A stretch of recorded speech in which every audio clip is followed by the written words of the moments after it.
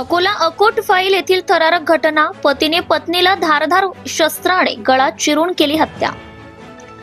अकोला शहरात राजीव नगरमध्ये आज सकाळी एका पतीने आपल्या पत्नीचा गळा चिरून हत्या केल्याची घटना घडली, ज्यामुळे परिसरात खळबळ उडाली. स्थानिक सूत्रांनी दिलेल्या माहितीनुसार मृत महिलेचं नाव शमीम अंजुम आहे आणि प्राथमिक तपासात तिचा पती मोहम्मद ताज याने खून केल्याचं निष्पन्न झाल्यामुळे पोलिसांनी तात्काळ त्याला अटक केली आहे. ही दुःखद घटना सकाळी 9 ते 10च्या दरम्यान मिल्लत हायस्कूल जवळ घडली आहे. गंभीर जखमी झालेल्या शमीमला तातडीने जिल्हा सरकारी रुग्णालयात नेण्यात आल्याचं प्रत्यक्षदर्शींनी सांगितलंय, परंतु डॉक्टरांनी तिला मृत घोषित केले आणि घटनेची माहिती मिळताच अकोट फाईल पोलीस स्टेशनचे ठाणेदार व पथक घटनास्थळी पोहोचले आणि तपास सुरू केला.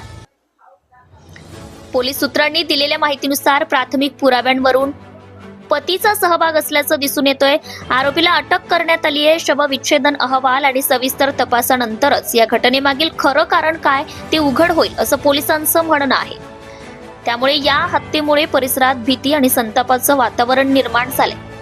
सत्यशोधक न्यूज चॅनलसाठी अकोला शहर प्रतिनिधी Shaikh Amirulla. Subscribe now and press the bell icon. Never miss an update.